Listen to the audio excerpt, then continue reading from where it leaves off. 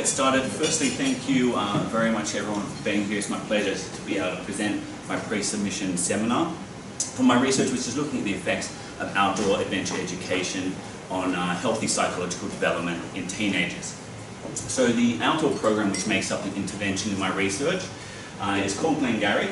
It's integrated into an all-boys college called the Scots College, and the campus is based down in Kangaroo Valley in the National Park, about 3 hours south of Sydney, and I'll be speaking a little bit more to that program shortly.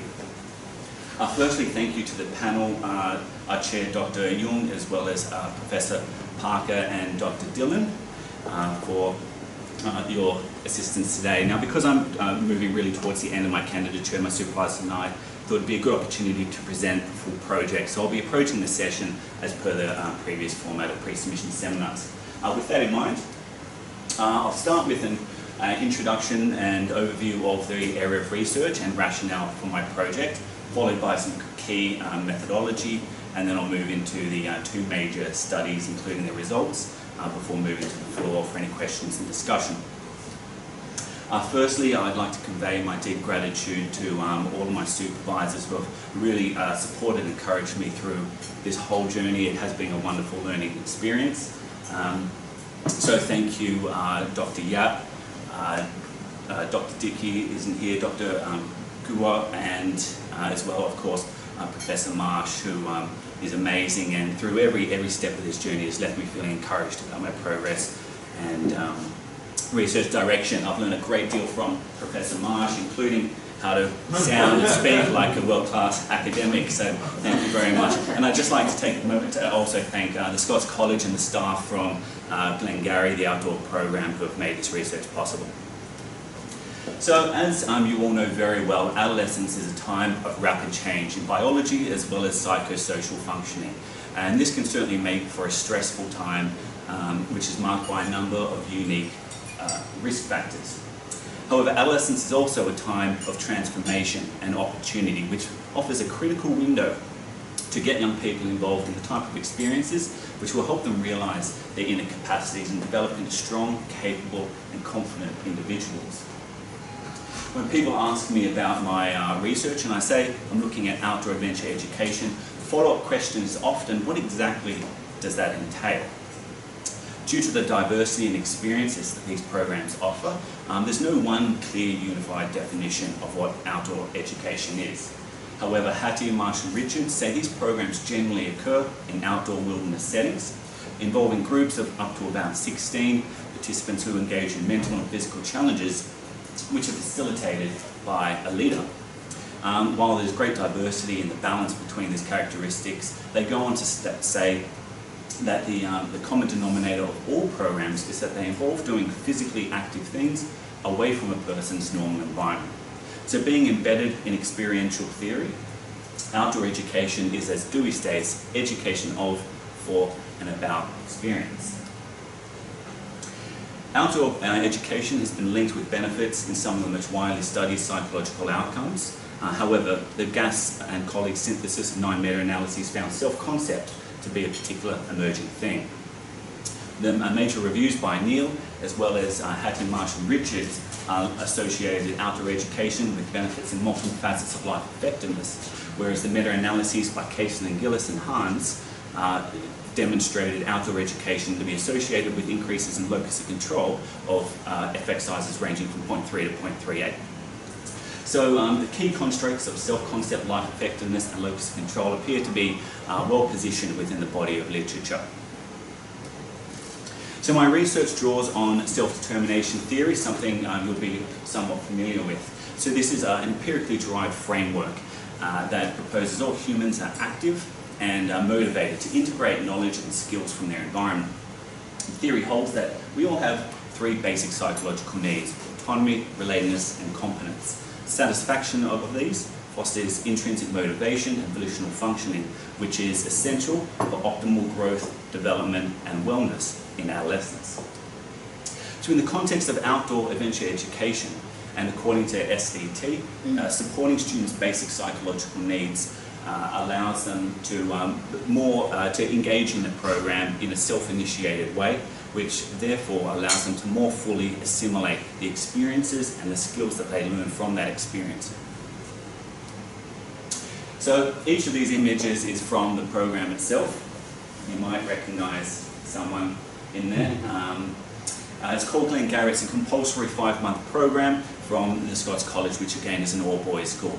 At the end of year 8, the students are randomly assigned to attend the outdoor program in the first half or second half of year 9, which presented a really neat, naturally occurring randomised controlled trial design.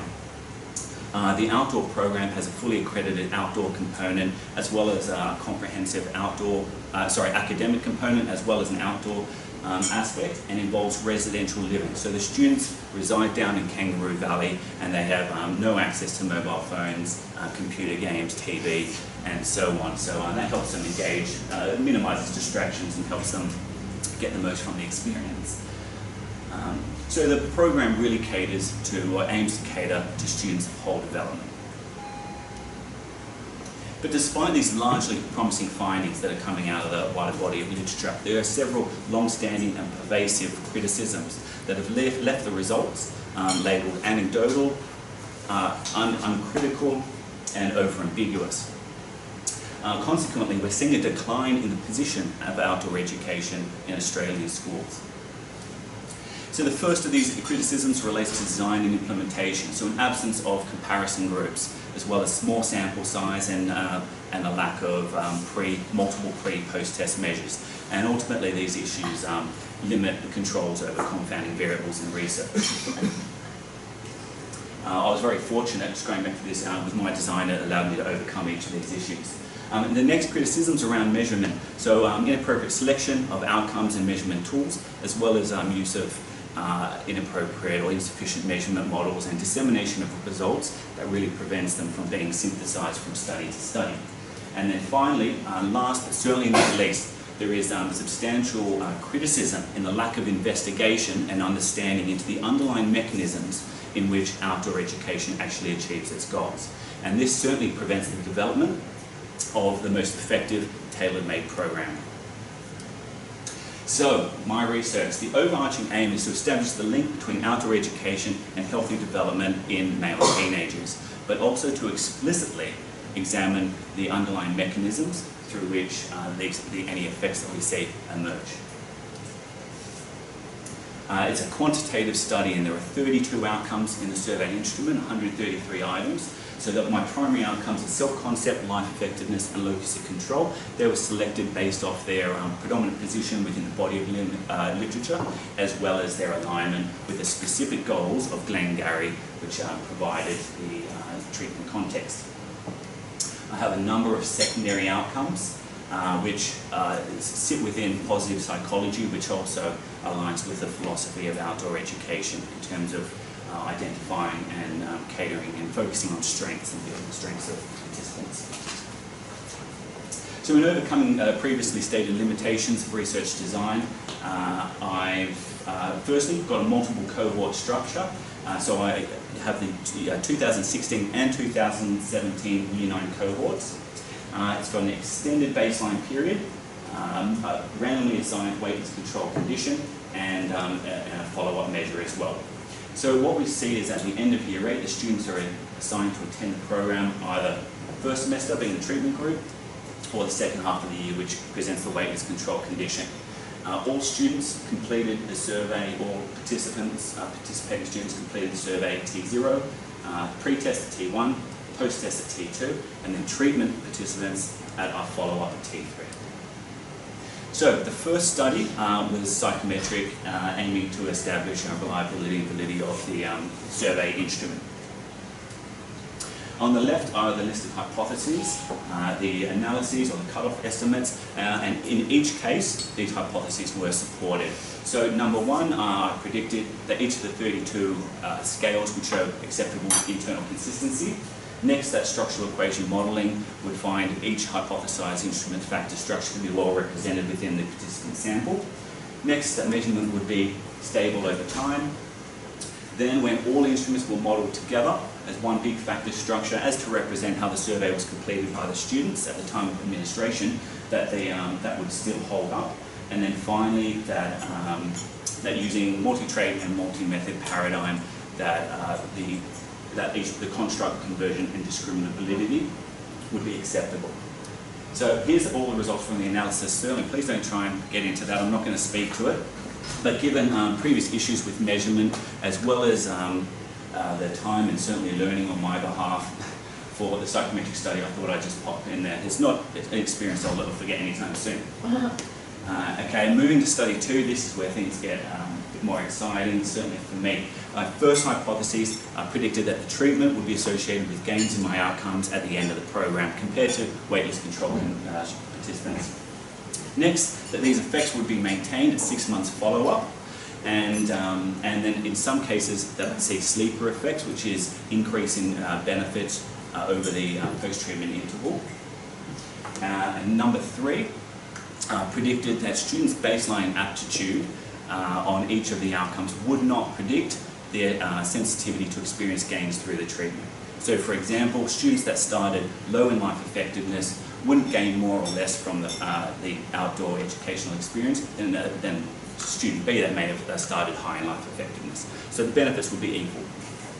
And then finally, mediation was predicted that the outdoor educational experience would be associated with increased basic psychological needs satisfaction, which would then mediate the effects of the program on outcomes. So hypothesis 1, short-term effects, quite a simple design. I controlled for differences at T0 and T1, and then looked at the between group differences at the end of the program, last day, in fact, of the program. So here are results for the primary scales: self-concept, life effectiveness, and locus of control. Standardized effect sizes are ranked from highest to lowest, and all scales have been positively framed, so such as external locus of control. Positive effect sizes, higher in value, are more beneficial. So firstly, we can see 4 effects in favour of the treatment group for self-concept: parent relations, global self-esteem, physical ability, and same-sex relations. And effect sizes ranging from small to large. Opposite sex relations was included as a control scale, in that we would not expect to see changes in opposite sex relations self-concept, given it's an all-boy program. And that was included coming from recommendations from Marsh, Richards and Barnes, one of their earlier works, to identify whether post-group euphoric effects are confounding post-test results. So a positive bias due to elation and sense of achievement. So a non-significant result is great. Life effectiveness, we saw 5 effects in favour of the treatment group: self-confidence, time efficiency, coping with change, active involvement, and quality seeking.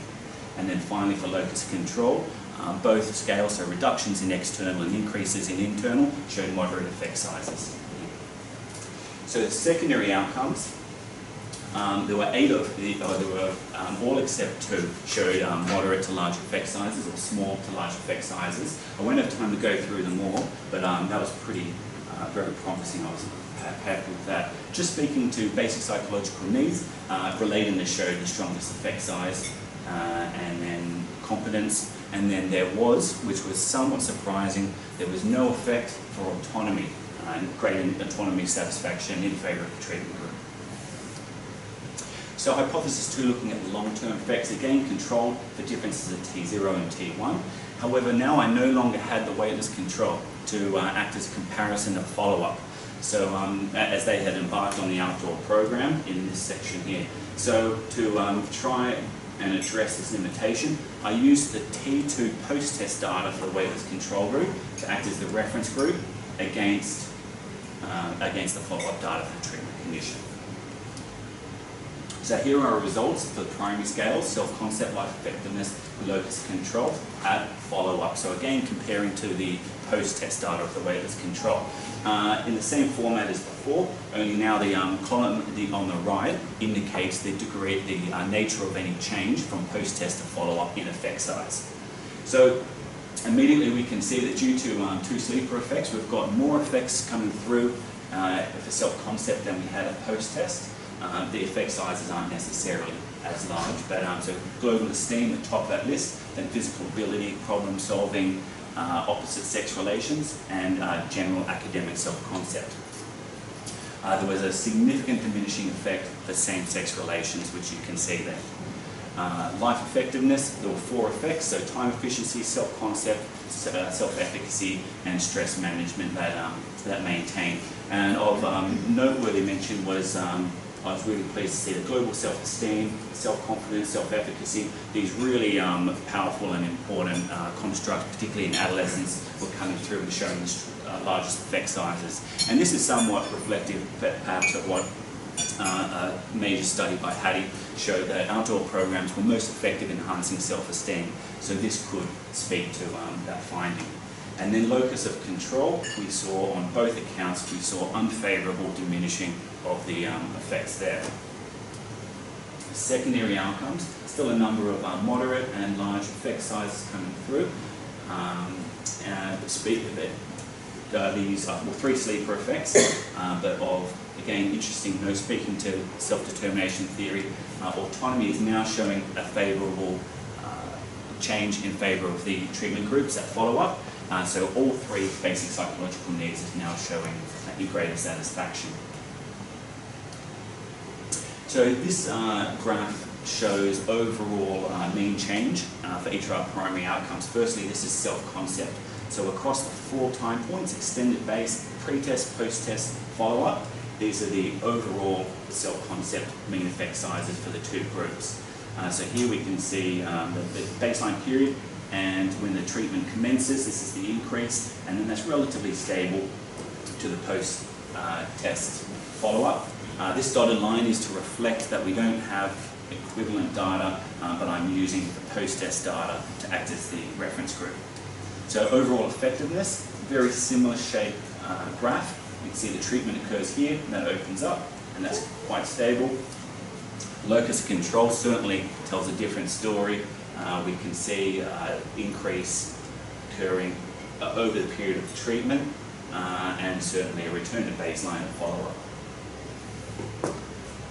And then finally, our overall basic psychological needs satisfaction, fairly equivalent along the baseline period, and then we can see increases over the treatment, and again, stable and even a slight increase over time for a basic psychological needs satisfaction. So hypothesis 3 was looking at aptitude treatment interactions, and this predicted that the benefits from the program would be equivalent for all students, irregardless of their baseline aptitude. This prediction was supported, and it was found for 30 of the 32 outcomes that there was no interaction. So whether you started high or low on an outcome didn't predict how much you were likely to gain through the treatment.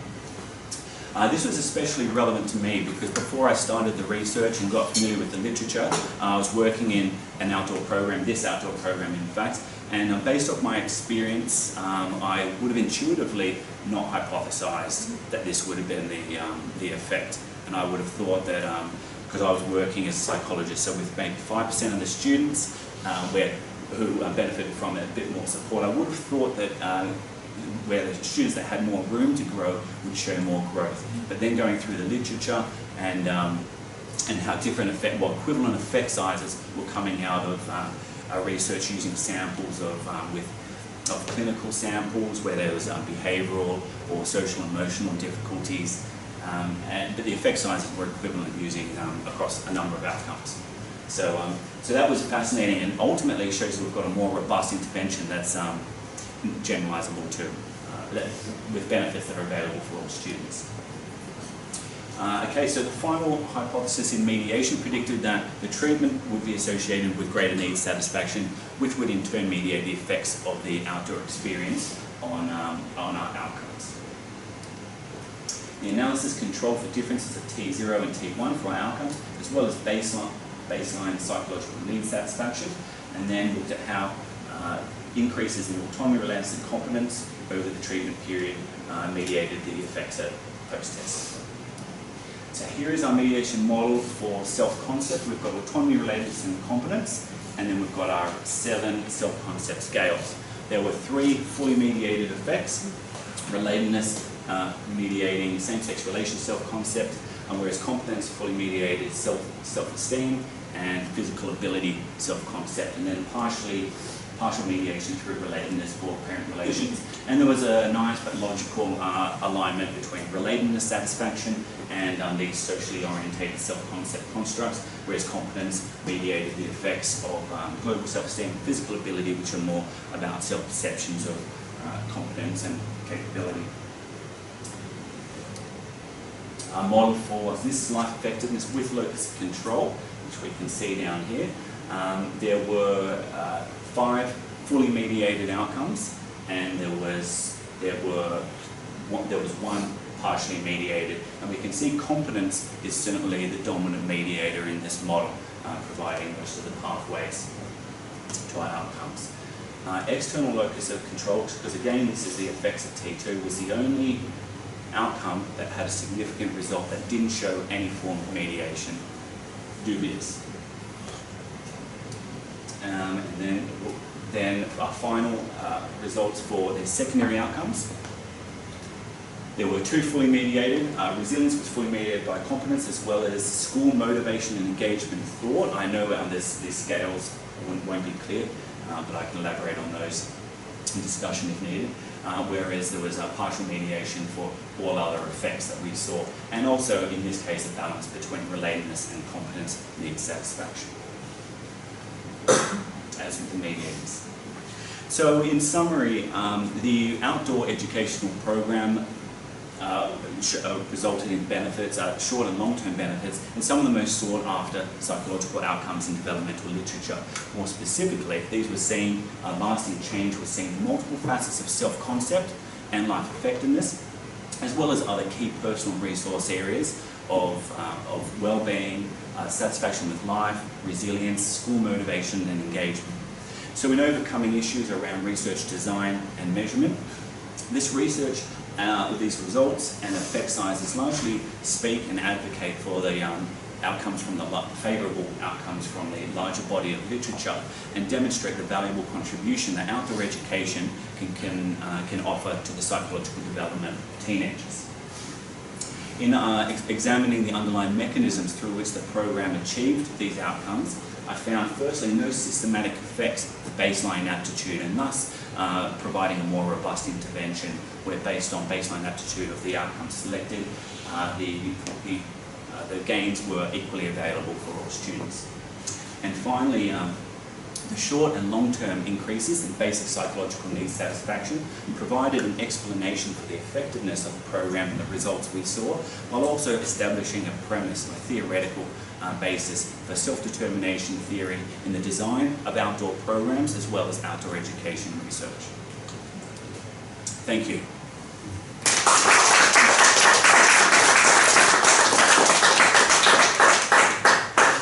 Comments, questions? We want to start off by saying congratulations on keeping to the time. We've got a timekeeper over here who's very critical of people who go over, and there's hardly anybody who's been able to keep to the time. So congratulations on doing that. And I know that I made you cut out a lot of interesting material in order to make that time frame. But the math has always been good. You know, the 3-minute thesis, you get to the time. Congratulations on just a great presentation. Thank you. Thank you. So yes.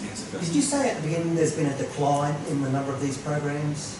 Yes, that was, I got that from a big outdoor review by, I believe it was O'Brien, that there is a decline in the position of outdoor programs. Okay. Now that may not just be due to a lack of empirical data. It could also be due to schools of less risky, you know, don't have time, don't want to be sued.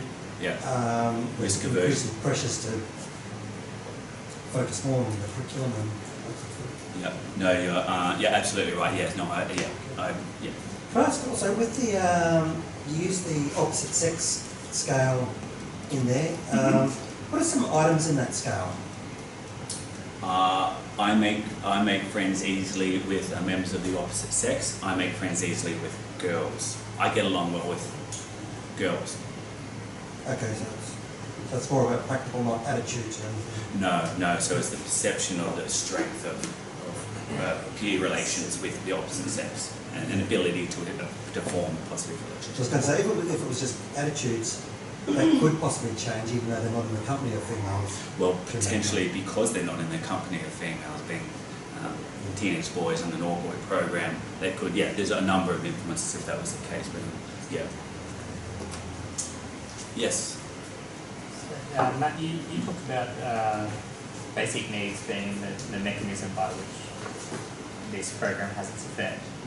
Now, I assume that the program wasn't developed with self-determination theory in mind. So how did you decide that self-determination theory was the mechanism? Did you match it against the course content, or is there literature that says that the main mechanism of outdoor adventure is basic need satisfaction? Well, in establishing the mediating role of in terms of referring to it, providing a mechanism, it was through the mediation analysis.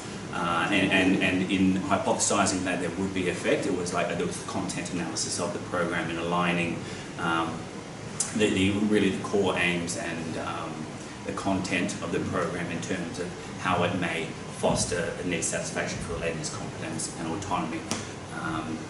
And I could certainly look at those. So looking at the program, and it seemed to achieve greater need, and it will certainly support students' basic psychological needs, and in terms of referring to those as being providing one possible explanation for the effect, it was based off the mediation analysis.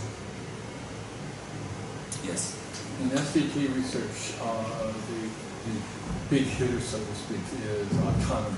Yes. And you did have some effects on autonomy, but it was a sleeper effect. You want to speculate on why you didn't have the effect on autonomy that you anticipated? Yes, there's a couple of possible, and again I'm speculating. The program, one of the few outdoor education studies that looks at, that actually explicitly speaks to basic psychological needs, it refers to supporting autonomy, as a paper by Wang and colleagues.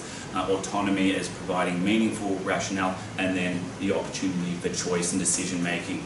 Being school embedded, the students are certainly familiar with the rationale and philosophy and the purpose of this from a young age, as soon as they start the school. So I think that aspect is well and truly achieved. However, I think being familiar with the content of the program, as far as having a lot of choice and decision, whether it's due to logistics, due to safety, would be a huge aspect of that. I don't know if we define autonomy by choices, that would actually be picked up, because it's a relatively dense and prescribed program. Somewhat, there is levels of choice. And I was thinking about the items, because I use only the 4 satisfaction, psychological satisfaction only items, and they explicitly refer to choice. I was able to make choices, I was able to pursue interests and things that reflect who I am. So there could have been, maybe if I could go back, I would have broadened that so it could pick up the idea of meaningful rationale. So, because I'm not convinced the autonomy wasn't there. We did see increases over the intervention for the treatment group in autonomy. There were also some change. Oh, sorry, I don't want to interrupt you, but I thought, is there any data on what's autonomy supported with facilitators? Where I know, was that how autonomy supported with facilitators? Right? No, and that would have, and there is research on outdoor education looking at autonomy support and perceptions of that, but I didn't, and again that would have been nice to include. So, but as far as the effects merging longer term, there was certainly the effects for relatedness and competence were substantial. So I think the experience, as Desi and Ryan say, that the experience of self-initiated action is a kind of self-perpetuating process where you experience greater need satisfaction, which we want to achieve, then we will go out and either knowingly or unknowingly further seek that. And I think that could provide one explanation for why the students returning to their normal environment could continue to seek context, relationships and activities that allow them to feel that greater need satisfaction. Is the school going to try and do anything to introduce a bit more about autonomy, at least in terms of the rationale aspect of it? They've appointed one of the key, probably the head of the outdoor program, has actually got a new role as an outcome strongly influenced but not exclusively from this research.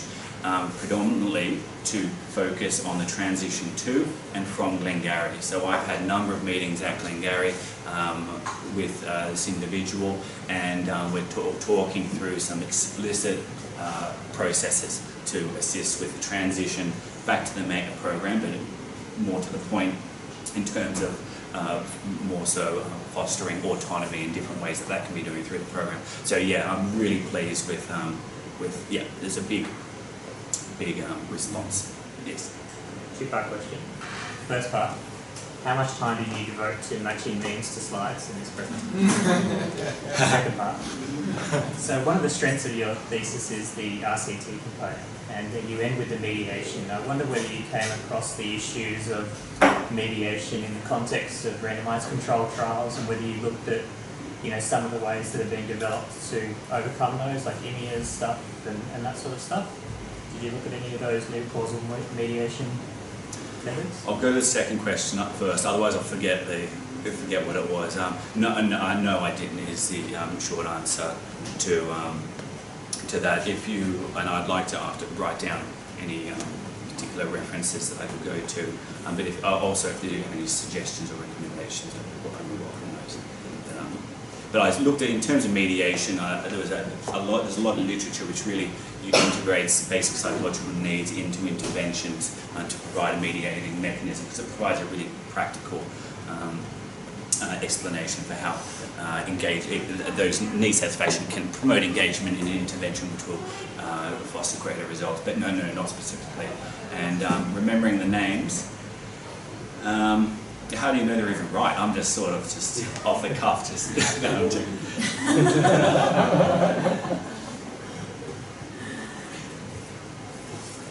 any other questions or feedback or suggestions or anything? I guess the major question I would have is about the autonomy. Since the intervention didn't do a lot to autonomy, and then autonomy does not do anything with all the outcomes. So one conclusion that an assessor of your thesis would think about is autonomy doesn't make sense here. It's irrelevant. Probably because the content of your intervention does not have any autonomy element. Say in outdoor education I did a lot. I promoted a lot of outdoor adventure education, like sailing, like kayaking, this kind of thing. You don't have autonomy. Follow my instructions and you'll be safe. Or you're dead. Your choice. Your choice is, your autonomy is different. It's life or death. So what is that content of your intervention that they give competence and be lateness, but not autonomy? Yeah, and again, I don't know, I'm not overly convinced that, and I think saying there's no autonomy is well and truly not reflected through, because there were increases, it wasn't significant, but and also because we saw increases in autonomy for the weightless control group as well over that interval, so it wasn't significant, but there's choice in the activities they do. They choose their co-curricular, they've got elective subjects. When they're doing assignments, because they're largely experiential, they choose what their science project's going to be on and they go out and do it. So there is an element of autonomy. As far as rationale, there's a huge component of, because it's not just a educational program, it's developmental as well. So there's a big component of the rationale of why they're there, a big focus on passion, passage to manhood, or the rite of passage, they use that term a lot, a huge aspect of self-reflection, keeping journals.